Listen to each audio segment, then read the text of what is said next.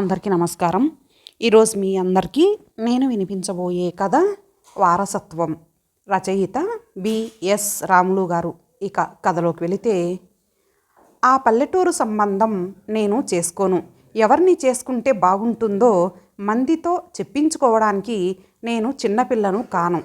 Group 1 లేదా lecturer ఉద్యోగం దొరికేదాకా పెళ్ళి వద్దంటే వినరేం? జీవితం పట్ల ఎవరి అవగాహన వారికి ఉంటుంది. మీకున్నంత అనుభవం లేకపోవచ్చు. టీచర్ ఉద్యోగం చేస్తున్నాను.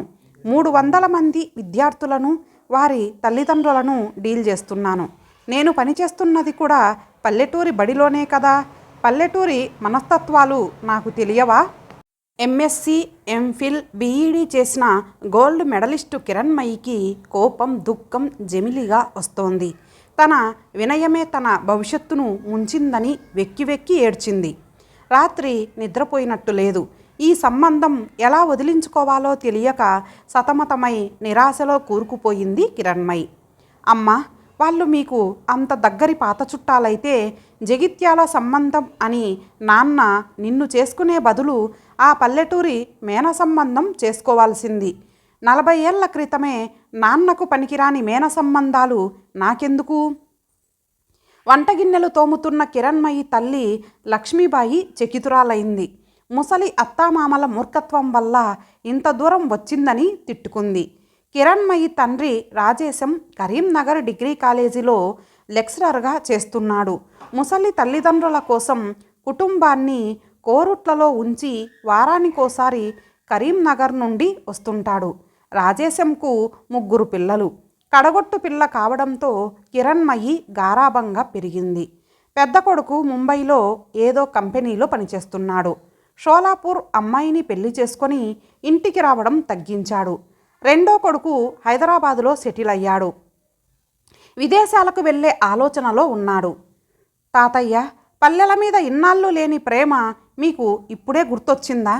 నిజంగా పల్లెల మీద మీకు ప్రేమ ఉంటే ఈ బిల్డింగ్ అమ్మేసి పల్లెలో సెటిల్ కండి. 3 చెల్లెన్లున్న వాణ్ణి చేసుకొని నేను సుఖపడేదేముంటుంది? ఇద్దరి సంపాదన వాళ్ళ పెళ్ళిళ్ళకు ప్రసూతలకే చాలవు. నేను ఈ సంబంధం చేసుకోకపోతే మీరు చచ్చేదైతే ఇప్పుడే చావండి. ఇంకో 1 2 ఏళ్ళు బతికే మీ ముసలి వాళ్ళ కోసం నా నిండు జీవితం బలి కావాలా? ఇది నిజంగా ప్రేమేనా? ఇది ప్రేమ కాదు.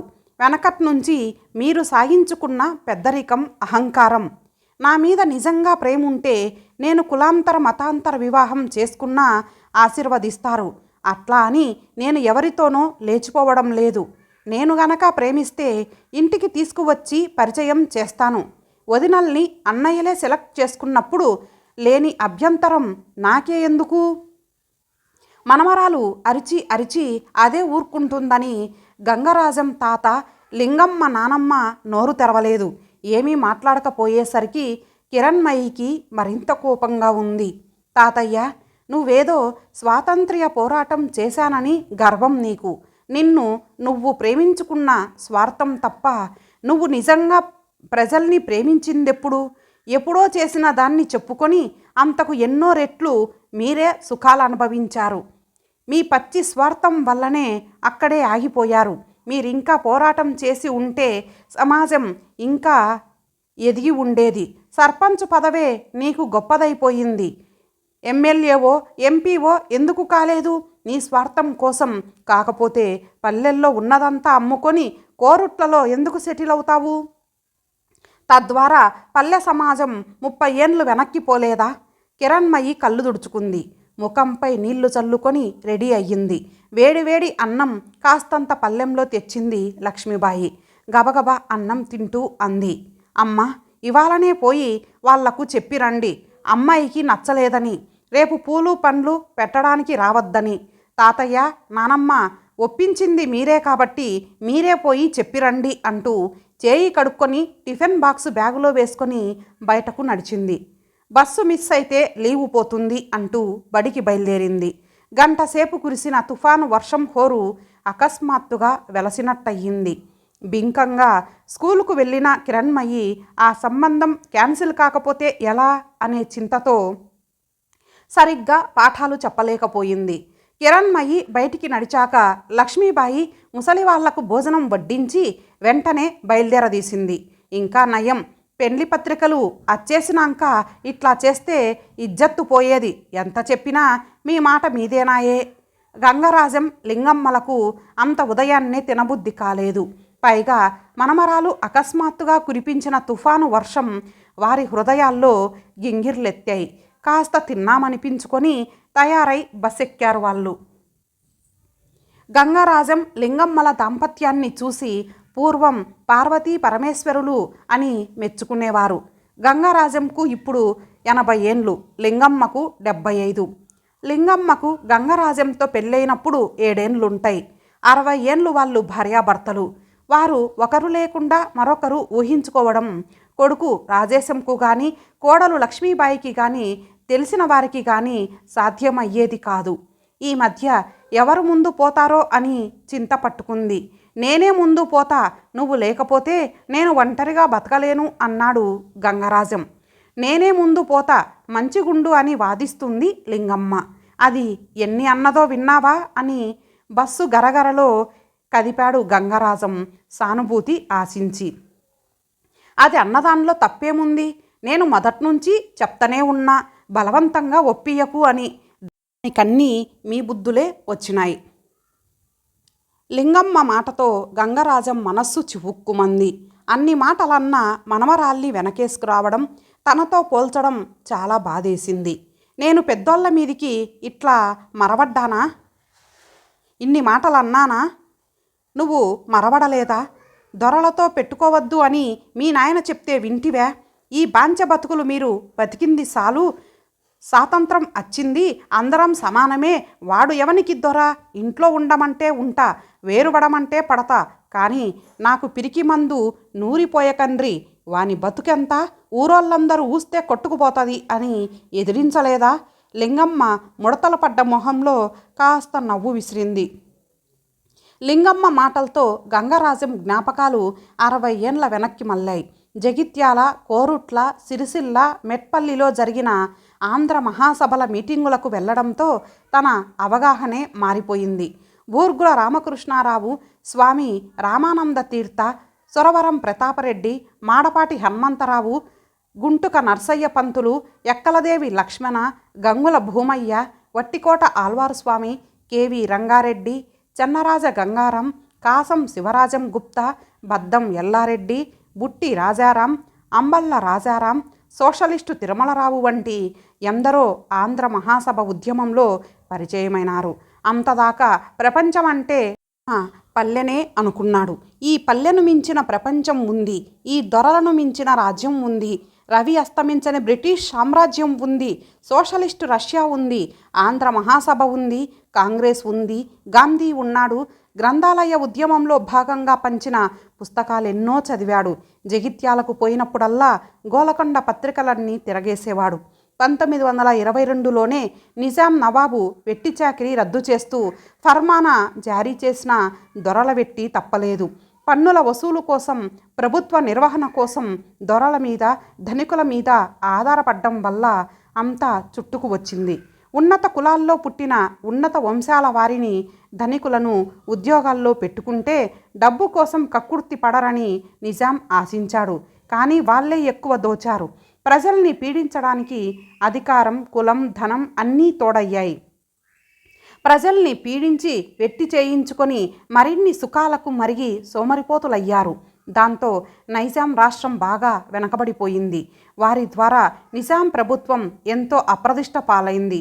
పేదోళ్లకు ఉద్యోగాలిస్తే అటు ప్రజలకు ఇటు ప్రభుత్వానికి భయపడుతూ పనిచేసేవారు. ఇన్ని ఘోరాలు జరిగేవి కాదు. నిజాంకు ఆ సలహా ఇచ్చిందెవరో, అంబేద్కర్ను ప్రిన్సిపల్ సెక్రటరీగా తీసుకుందామనుకున్న నిజాంను పక్కదోవ పట్టించింది వారే కావచ్చు. గంగరాజం అమ్మమ్మ గారి ఇల్లైన జగిత్యాల్లో ఉండి కొంతకాలం చదువుకున్నాడు. జగిత్యాల్లో 1927 నాటికే నిజాం ప్రభుత్వం స్థాపించిన హైస్కూల్ ఉండేది. గంగరాజం చదువుకున్నప్పుడు ఒక బెంగాలీ బెనర్జీ ఆ స్కూలు ప్రధానోపాధ్యాయుడిగా ఉండేవాడు.